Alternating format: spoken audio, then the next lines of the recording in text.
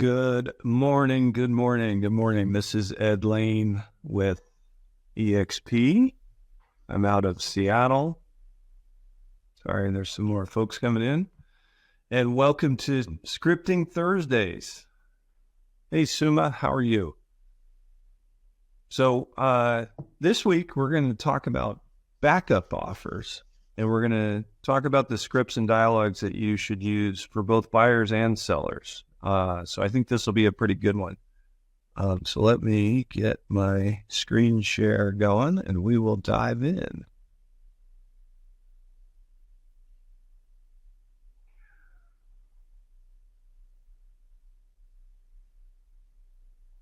And that's weird. I only have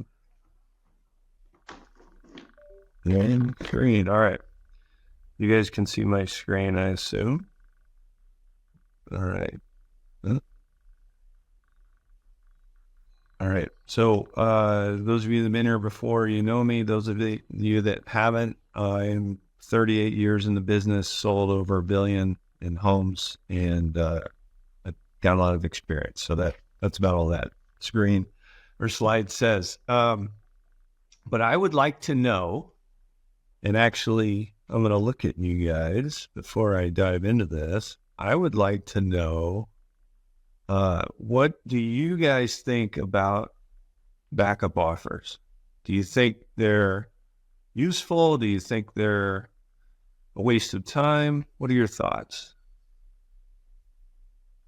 It is useful. Again, it depends on, whom you are dealing with, whether the earlier offer is very strong. But it is a backup, the name already says. Yeah. That's absolutely true, right? There is some variability depending on how good that primary offer is. Yeah. But I would argue that you should do backup offers every time you get a chance. Right. If you're a listing broker, you should encourage backup offers every time you get a chance. Mm-hmm. And I'll tell you and give you some reasons, but for buyers, the short reason is get them in the habit of writing offers, right? Like that's something that consumers bring to the table with some anxiety and some fear. And so even though you may not win with that offer, you're getting your client in the habit of reading and signing offers. So that's kind of one of the main drivers. But let me dive back into this.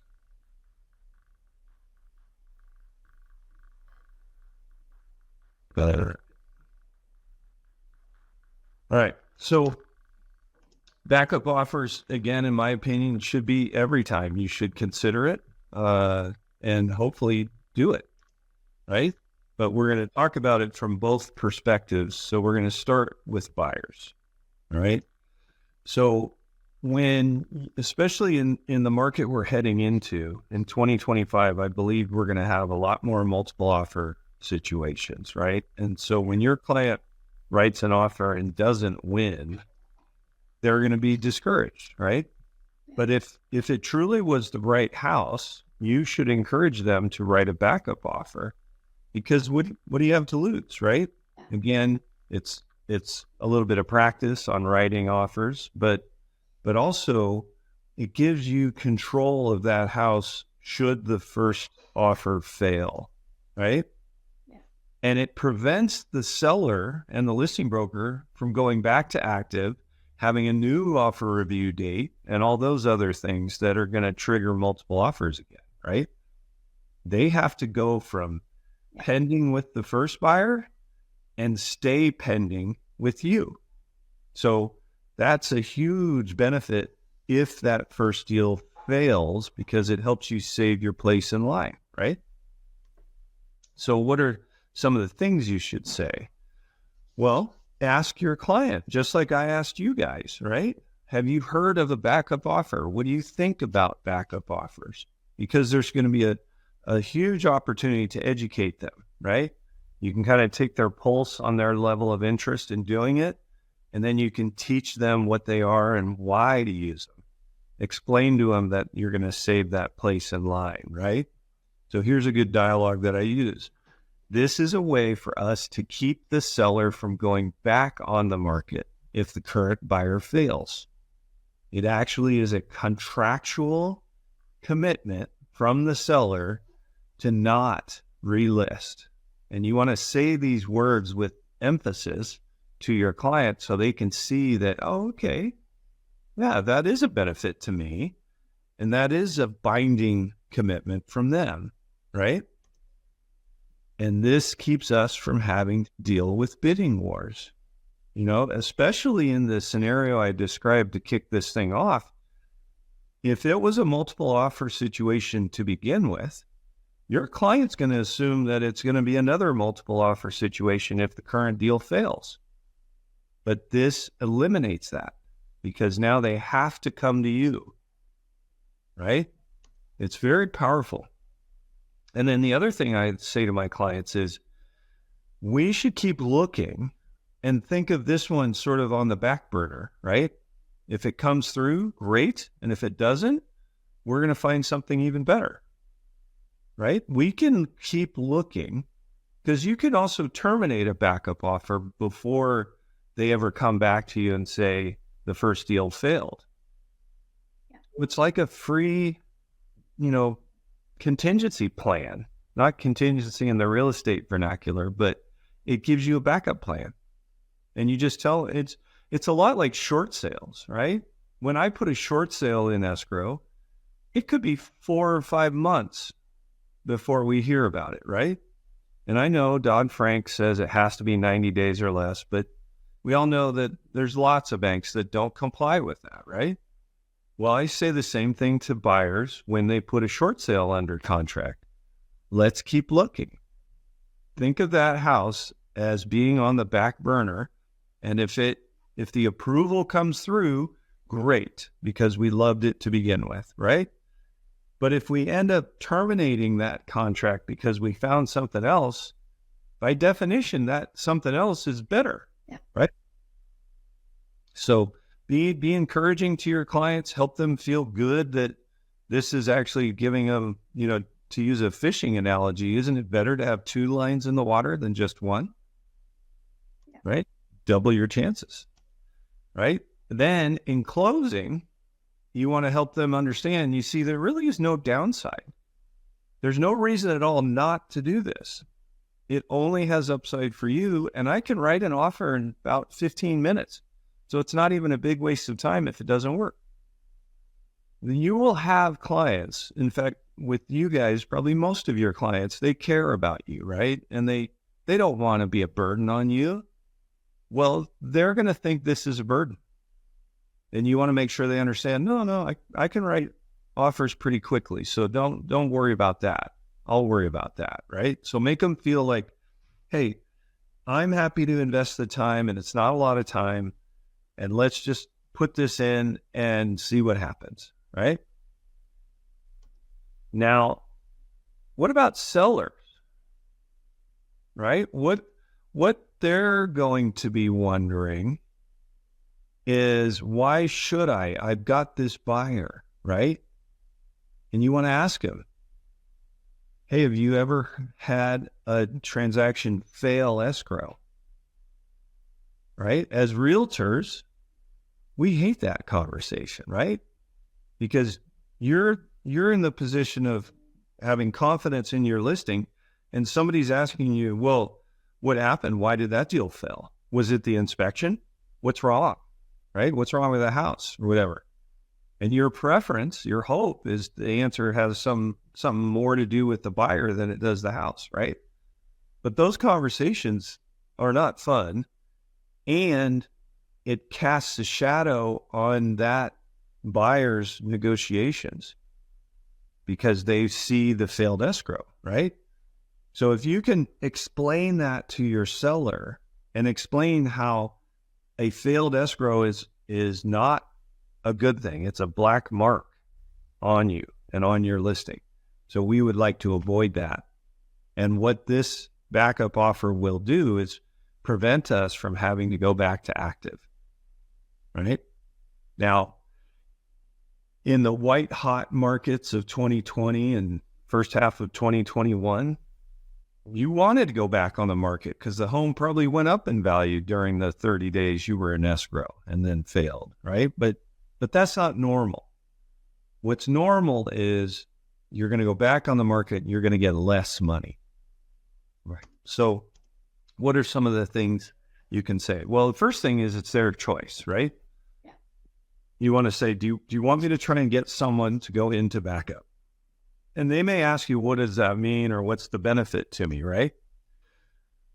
If they ask you that, you want to tell them having a backup offer gives us leverage over the current buyer that we have in escrow, right? If they do an inspection and they aggressively negotiate, you've got a backup offer. So you can just say no, right? It gives you leverage over that buyer that you could use, right? Now, I know this is a little contrary to what we just covered for buyers. We're trying to be encouraging and give them hope that this backup offer will come through and actually close. The statistical probability that it will is under 10%. But it doesn't mean we shouldn't do it for buyers, right? Mm-hmm. But with sellers, it gives us a backstop that we can use as leverage over the current buyer. And if we negotiate harder, then we don't have to make as many repairs or give a price reduction, right? So that backup offer gives us leverage. It also is a benefit to the seller, and you want to explain it. We won't have to go back to active, right? We can stay pending and just swap out the current buyer for the new buyer if the current buyer bails. And, if you haven't already addressed and explained why failed escrow is a black eye that we don't want, we would like to avoid, right? The other thing that I love about it is when you're talking to the buyer's agent about a backup offer, you can tell them what terms it needs to be, right? So the conversation sounds like this.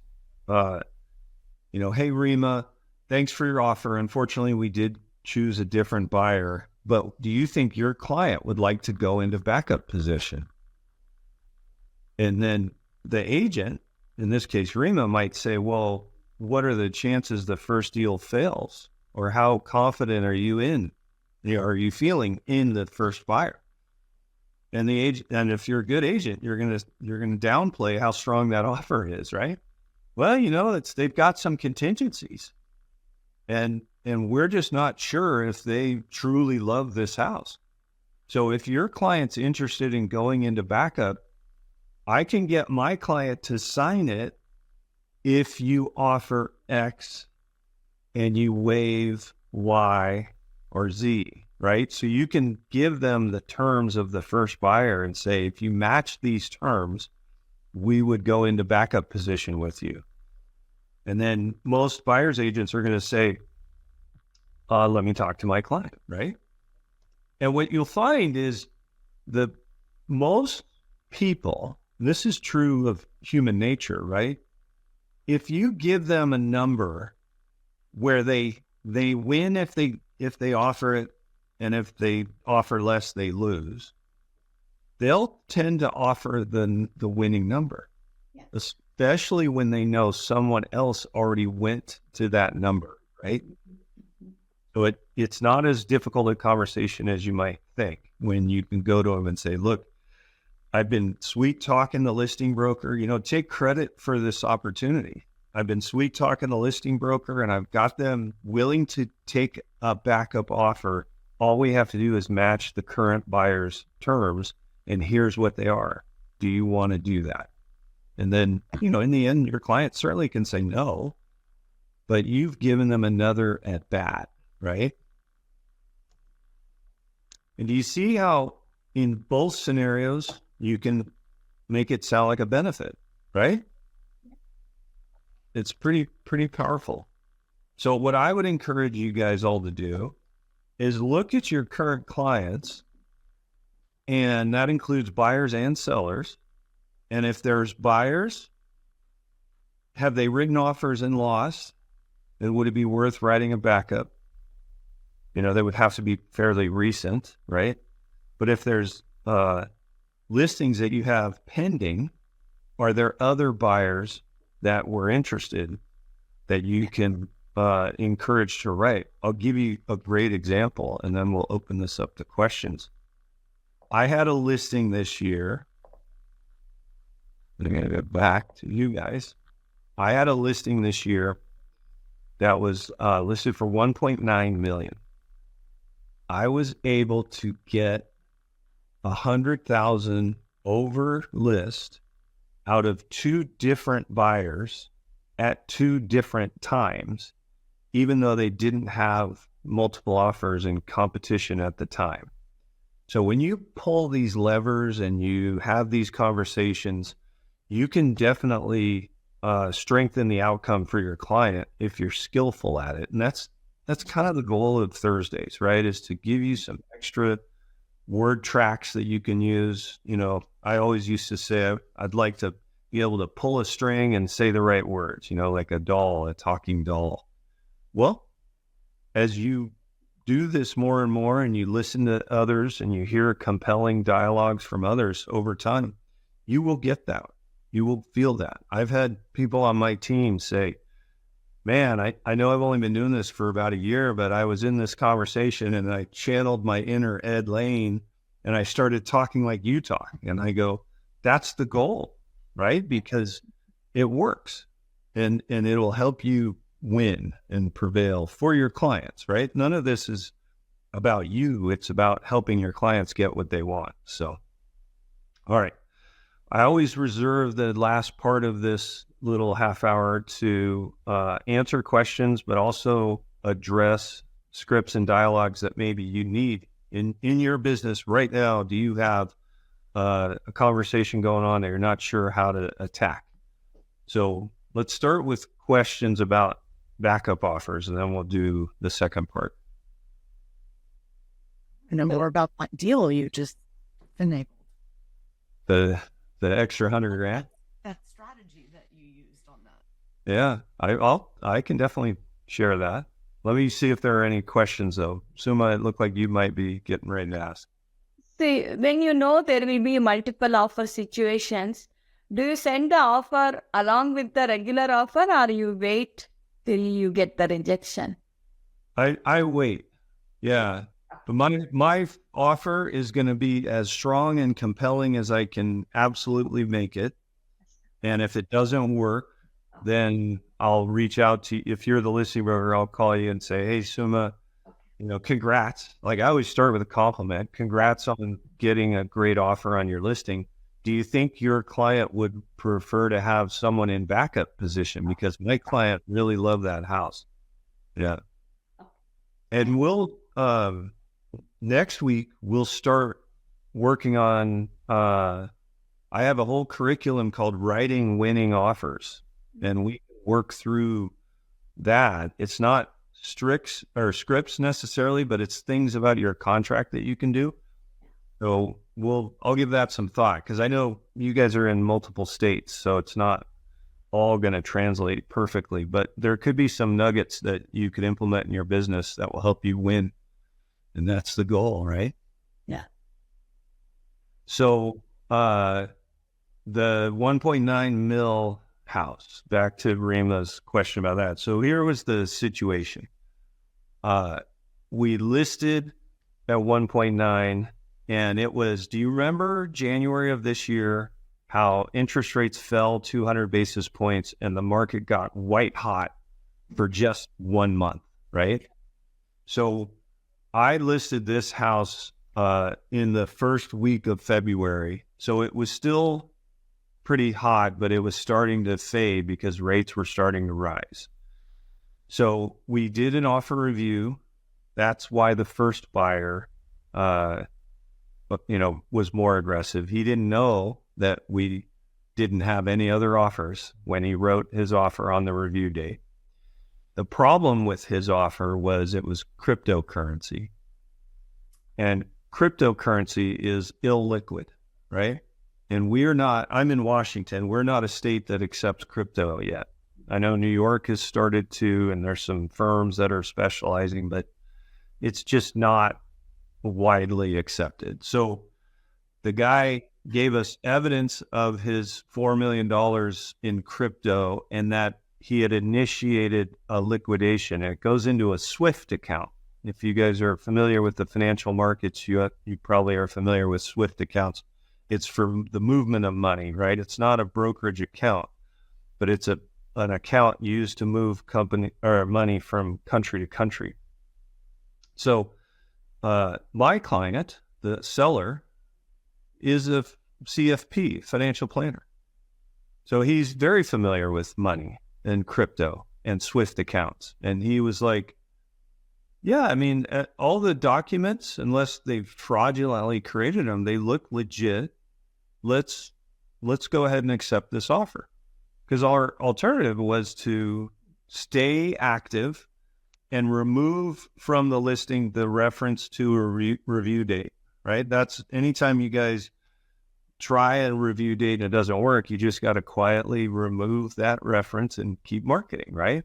And a dialogue that I give to my seller is, hey, my marketing's designed to run hard for 6 months. So we're going to set this up and do things in order to create an opportunity for multiple offers. But if it doesn't work, that's not a deal breaker or not a big deal to us. Yeah, are we going to be disappointed? Sure. But our system is designed to run for 6 months. So we're just going to keep going and we're going to quietly remove that reference. So that's the dialogue that I give to my seller. But in this case, he wrote the offer for $2 million, provided his proof of funds, which was crypto, and we went pending.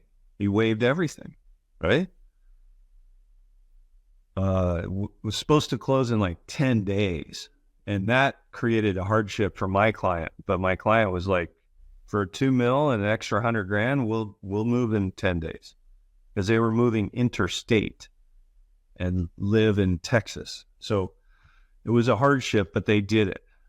And then the closing day came and went, and we extended. And then that closing date came and was going to go away again. But we didn't extend a second time without proof that the money had been repatriated, right? Like, show me that the money's now in the United States, because then we know we can close in 2 days at the worst, right? And they couldn't do it. Was And the thing that was holding it up was that they couldn't liquidate the money and move it into the U.S.? yeah, we were being told constantly, oh, it's on the way, it's on the way. Well, talk is cheap, right? Prove it. Prove that because it started in Europe. That's where the primary, I think it was Bank of London or BOE, Bank of England. Anyway, it never came to fruition. So the whole time, and this is another tidbit for you guys, if you don't do this, you should, I'm cultivating every other interested party the entire time, right? Especially because it was crypto. And I had one other client that I was able to use the leverage of not going back to active. Hey, man, we're pending.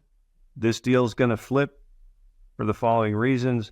If your client wants us to just stay pending, you need to bring me an offer that says the following. And I dictated terms like I just showed you can do with backup offers, right? And he groused about it a bit, but then he went to his client. His client's like, yeah, I want that house. So they wrote another $2 million offer and waived everything. And you know the funny thing or the bummer? I'm always trying to get Google reviews, right?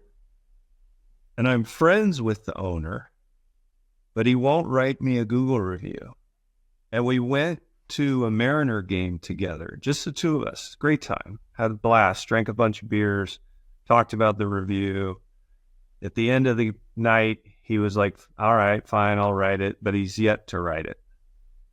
And I'm, trying to gently remind him, hey, you promised, right? But the reason he won't, and I think this is worth sharing, is he felt like one thing I didn't mention, and I should have, I apologize. That crypto buyer was represented by one of my team members. So it wasn't a dual agency deal for me, but it was dual agency for EXP because both of us are with EXP. And he just thought that we could have done a better job of vetting that first buyer. Huh. And I was like, well, I have a degree in finance. I've been in the business for almost 40 years. You have been a financial planner for almost 40 years. You and I both looked at all the documentation and both agreed that, you know, it sure looks legit. We won't know until it arrives in America, though. What else would you have had me do? Right? That was kind of the theme of the conversation between beers at the Mariner game. But he's a little butthurt that the first deal failed. And I said in the drive home, I go, do you even realize that I was able to get $100,000 over asking from two different buyers without even a second buyer competing to push them? Correct. Yeah. Right? And he goes, yeah, I realize that. And that's pretty impressive. I'm like, come on, man. I know. Right. Like, Yeah. so I think my next move, and I'd love to hear your guys' feedback on this, but my next move, I think, is going to be, I'm going to write the review and send it to him and say, I know you're a busy man and I know you committed to do this, but haven't been able to. What do you think of the following? And knowing him, he'll probably go, all right, I will write it, but I'm not using yours. I'll write my own. That's fine. Like, doesn't matter. Shay Black, how are you, sir? Hey, doing good. How are you today? Very well. Nice to see your face. Good to see you. I'm not on camera. I'm like still getting pretty for the day. But You were standing really still. yeah, I was gonna say a couple things with reviews. That whole story is crazy. I don't think you could have done anything better. And you did an amazing job. You hooked him up and he should seriously appreciate that. But a couple of things that I've done over the years for reviews, because especially when I was in production, that was a huge thing. I would trade the keys to the house, although this was a seller, right? So, but anyway, I still would trade keys for the house for reviews. So when I meet to them at the house for the key exchange, and I tell them, I prep them for the whole the whole transaction that's what we're going to do. When we get to the end, I'll give them the keys. They'll give me reviews. We'll do gifts. We'll do pictures, all that stuff. And they're always like, yeah, okay, great. And then sometimes I would just write it for them. I'd walk them through like 3 or 4 of the review pages, whichever ones I wanted, Yelp, Google, Zillow, whatever it was. Yeah. And I'd say, do you want to write it quick? I'd say, let me see your phone. Like, I'd take the phone out of their hand. I'm like, do you have Yelp? And they're like, no. I'm like, here, I'll get it for you. I would just do it all for them. And then if they wanted, I would just write it quick. And then I'd give it back to them and say, here you go. Does that look good? And they're like, yeah. So that's like not a bad idea either. Some a little trickier. Like, I don't know what you do leverage, but. You're doing that all while you're standing at the house delivering the keys? Yeah. And take pictures and everything. So. I love that. I did that a bunch. And then I'm like, here, we'll just copy and paste it. So, okay, that one looks good. Cool. Copy, paste. Now, back in the day, Yelp had a pretty weird algorithm for it to work. So, like, you needed a picture of something relevant too. So, like, and we also checked in and we did stars. Like, it was a really complicated Yelp thing. So I literally did the Yelp ones for them. Is Yelp still that way? I don't know. I have, you know what? A dude owes me reviews, a buyer. And my Google pages are messed up. So it's not live. You know, my Google listing for this particular one, it's in Des Moines, I think. Because I'm in 5 different, MLSs, 5 different markets. So my Google pages are a little whacked out. But anyway, it took him a while to even agree because I kept saying, hey, will you do reviews for me? I just wanted him to say yes. And then I was going to send them. Yeah. And he was kind of dodging it. And he's like, well, what do you mean? What do I need to do? I'm like, super busy. Because I didn't do it at the closing table like a ding dong at the key exchange. because I wasn't thinking about it. I don't do a lot of Follow your own process, man. Come on. I know. So and that's the thing. That's what I was going to say is after the house closes, your chances of getting a review go down like 90%. Yeah. So do it before or somehow when you have leverage. Otherwise it's tough to get it. Yeah. With buyers, I like to get it right after the inspection, but before closing, because if you think about it, buyers are kind of at their happiest when they get past the inspection, because now they can really focus on the finish line. And that's when asking them for a review or a testimonial is very effective. Yeah, that's a great idea too. And when people throughout the transaction, you do something like I like to underpromise, overdeliver. So then you look really cool on lots of different times. And they're like, oh, Shay, you are amazing. I really appreciate, that you did that or you got that extra credit, whatever it was. I did that great. Would you like to, or what I usually say is, cool, will you just keep that in mind and we'll write a review about that? And they're like, absolutely. But I think you're right to go ahead and just get it right then too. Yeah. Well, and I think the main takeaway for everybody on this call is, you can ask multiple times throughout the process. And Shay's like reminding them multiple times, but in the end, they're going to do it when they have time. You just want to be like he said, outperform or, do a great job so that they're inclined to reward your efforts. All right. Do you want me, so next week I can cover writing winning offers, or based on this last 10 minutes, I can cover, we have a prior to close orientation meeting that we run through with our clients that also results in getting reviews at the end. Would it be worthwhile to cover that? Yeah, let's do that first. Okay, I'll do that. Yeah, that sounds awesome. I need to get my agents on here. Well, yeah, spread the word, man. I'm trying to build a library of all the things that just come naturally because I've been doing this so long, and make it easier for other people to use and share and learn them. So, by all means, love it. And I have a question. Yeah. I have a listing agent here. She uses the bidding system. Did you ever use that? The bidding system? Yeah. I do a lot of REO work, and they use auction. Some of them use auction exclusively, so I've done it with those.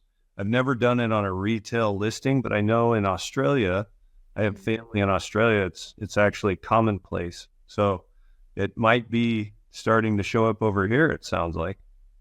Okay. Is that a retail listing? Yeah. Yeah. The retail means, I don't know what is retail, but the general listing, general house listing, she says it's for the bidding system. Even the house price is 1 million. People can bid for 300, 400, 500. So it creates interest, and people think that she is the number one agent. Huh. That's It's a waste of time, but yeah. That's does she use a particular website, or is it her own website? Yeah. Do you know which one? I can get the information. Yes. Because auction.com is a site for real estate. Hubzu, Zome. Yeah. Hubzu is owned by Altisource. I think Hubzu, something. Yeah. I actually met with the VP because they have this program and they're trying to get brokers like us all to use it. And it is a bidding system. Yeah. But they're promoting it like, do this alongside your regular efforts to list the home. You're just going to get more exposure. So I'm supposed to have a meeting with him and get a demo. I just haven't been in a hurry to do that. But I'll check that out and maybe we can bring back what I learned to you guys. Mm-hmm. All right. Well, we ran a little bit long, but I appreciate all of your time, and hopefully this was valuable for everybody. Thank you. Thank you so much. Have a great day. You too. Bye.